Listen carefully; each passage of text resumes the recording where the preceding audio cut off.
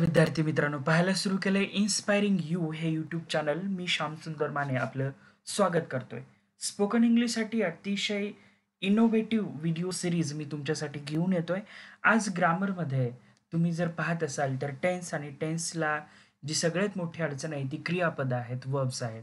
तुम्हाला माहितीच आहे, याच्यापूर्वी आपण एकदा शिकलोय की verbs are nothing but action words.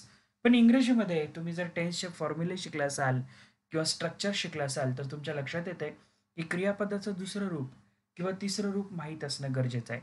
आजचा टॉपिक मी हायलाईट केलाय, तुम्हाला दिसतोय काय? Regular forms of the verb, regular verb forms. याच्यामध्ये आपण काय करायला शिकणार आहोत तर क्रियापदाचं दुसरं आणि तिसरं रूप कसं असतं आणि आपण ते कशा पद्धतीने शिकतोय त्या संदर्भात आज आपण चर्चा करतोय.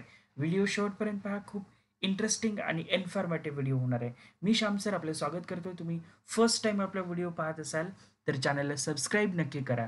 सफिक्स ईडी हा, जर तुम्हाला मूळ काही क्रियापद अशी आहेत इंग्रजीमध्ये की ज्यांच्या शेवटी ॲज अ सफिक्स म्हणून ईडी हा प्रत्यय लावला की क्रियापदाचं दुसरं रूप होतं.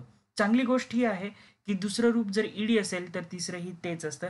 त्याच्यामुळे जास्त लर्निंग करायची, लक्षात ठेवायची काही गरज नसते. तुम्हाला फक्त माहीत असलं पाहिजे की याचं दुसरं रूप ईडी हा सफिक्स लावून होतं. आता इथे मी काही एक्झाम्पल्स तुम्हाला घेतलेले आहेत बघा. पहिलं एक्झाम्पल दिसतंय ओपन, ओपीएन, ओपन, ईडी लागलं, ओपन, ओपन. दुसरं एक्झाम्पल किल, किल्ड, किल्ड. तिसरं एक्झाम्पल वर्क, वर्कड, वर्कड. चौथं example call, called, called. Accept, accepted, accepted. Open म्हणजे उघडणे, किल म्हणजे ठार मारणे, वर्क म्हणजे काम करणे, कॉल म्हणजे बोलावणे आणि ॲक्सेप्ट म्हणजे स्वीकारणे. ईडी ईडी लागलेलं आहे. दुसरं तिसरं रूप सेम आहे. आता पुढे जाऊया. आपण चर्चा काय करतो पहा, ईडी हा सफिक्स. पण मित्रांनो, इंग्रजीमध्ये काही क्रियापद अशी आहेत की ज्याच्या क्रियापदाच्या शेवटी ऑलरेडी ई येतं. मग तिथं ई ई डी होईल का? नाही. तर ई कन्सिडर करणार आणि आपण पुढे फक्त डी लावणार. अशी काही एक्झाम्पल इथं मी तो नियम इंग्रजी आणि मराठी दोन्हीमध्ये लिहिलेलाही दिसतोय पहा तुम्हाला. उदाहरणार्थ आहे यूज, वापर करणे, युज्ड, युज्ड. पुढच्या पेजवर घेऊन येतो मी तुम्हाला. ओके, पुढे आहे एल आय व्ही, लिव्ह, राहणे, लिव्ड, लिव्ड. चेंज, बदल करणे, चेंज्ड, चेंज्ड. लाईक, आवडणे, लाईक्ड, लाईक्ड. कम्प्लीट, पूर्ण करणे, कम्प्लिटेड, कम्प्लिटेड. पुढे आणखी एक इंटरेस्टिंग नियम मी तुम्हाला शिकवतोय. काय आहे? If there is Y at the end of the verb then E D is followed by I E D. पुढे मराठीत क्रियापदाच्या शेवटी जर वाय आला असेल तर त्याला ईडी लावताना वायचे आय होते आणि इथे एक्झाम्पल्सही तुम्हाला दिसत आहेत. उदाहरणार्थ सी आर वाय, क्राय, रडणे, क्राईड, क्राईड. तर इथं बघा वायचं आय झाल्याचं तुम्हाला दिसतंय. लक्षात येते इथं पण. आणि मी म्हणालो एकदा का ईडी लागलं की त्याचा दुसरा तिसरा रूप सेम असतो. W O double R Y, worry, काळजी करणे, worried, worried, worried, worried. Try, प्रयत्न करणे, ट्राईड, ट्राईड. इथं पण वायचं आय झालेलं दिसतंय तुम्हाला. Study, studied, studied. Copy, copied, copied. पुढे चौथा नियम, if there is a vowel, जर क्रियापदाच्या शेवटी वावल असेल, that is A E I O U, हे इंग्लिशमध्ये वावल आहेत, before Y, then Y does not become I. काय? Then Y does not become I, it takes straight E D as a suffix.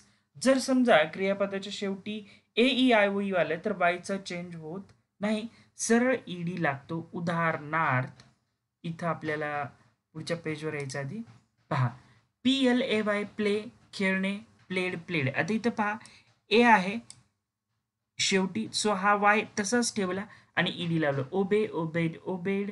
आज्ञा पाळणे, stay, राहणे, stayed, stayed. Employ, उद्योग देणे, काम देणे, एम्प्लॉईड, एम्प्लॉईड. एन्जॉय, आनंद घेणे, एन्जॉईड, एन्जॉईड. इथं सगळीकडे वाय रिमेंड सेम राहिलं. का? कारण आपला जो नियम आहे की जर वायच्या पूर्वी A E I O U असेल तर वायचं आय करायचं नाही. पुढचा नियम आहे if there is a vowel before the last syllable in the first form V one of the verb, the last syllable is repeated when ed is inserted. For example, क्रियापदाच्या पहिल्या रूपाच्या शेवटीच्या अक्षरापूर्वी स्वर आले असल्यास ईडी लावताना शेवटच्या अक्षराची पुनरावृत्ती होते. उदाहरणार्थ आता पहा, शेवटचे 3 शब्द लक्षात घ्या. हा T consonant, O vowel consonant. So C V C म्हणजे कॉन्सनंट वावल कॉन्सनंट. असं जर स्ट्रक्चर असेल तर ईडी लावताना किंवा दुसरं तिसरं रूप करताना किंवा आयएनजी करताना तो शेवटचा जो कॉन्सनंट आहे हा पी, हा काय होतो, डबल होतो. उदाहरणार्थ स्टॉप, थांबणे, स्टॉप्ड, स्टॉप्ड. बेग, भिक्षा मागणे, भीक मागणे. Bagged, bagged. इथं पी डबल झालं, इथं जी डबल झालं, इथं पी डबल झालं, इथं एन डबल झालं. सो हा एक नियम लक्षात ठेवा.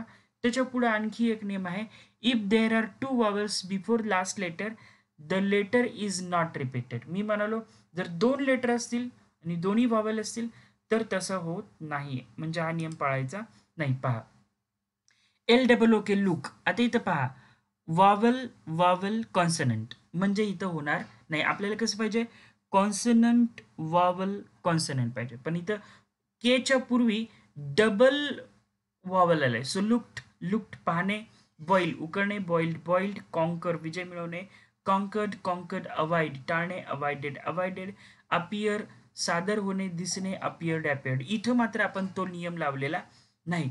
Important about verb forms. आता वर्ब फॉर्म्स बद्दल आणखी काही माहिती. There are few exception to the above rule but these are but these are called regular verbs. पुढे वरील नियमानं काही पद्धत परंतु भिन्न क्रियापदाचे पण बनवणे ते सर्वांना योग्य नियम आहेत, त्यांना नियमित क्रियापदाचे रूप असं म्हणतात. आता उदाहरणार्थ अराईज आहे उत्पन्न होणे, अरोज अरायझन, अवेक जागृत होणे, अवोक अवोकन, बी असणे वॉजवर.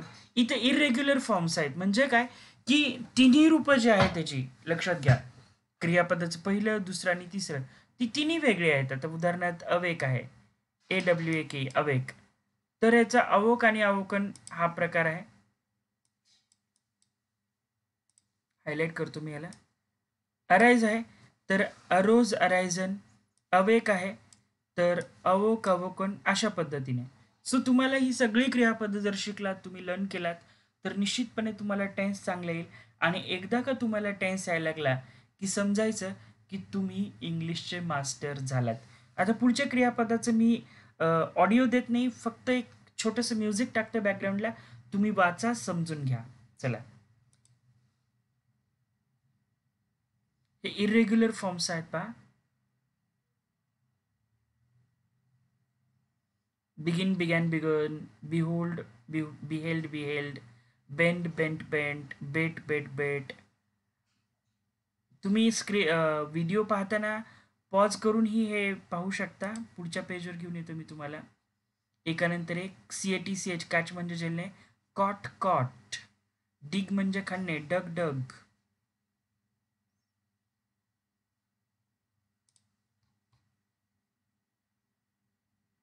चला, आजच्या व्हिडिओमध्ये आपण 55 वर्ब्स शिकलो. आता आपण पुढचा कंटेंट आपण पुढच्या व्हिडिओमध्ये घेऊया. थँक्यू.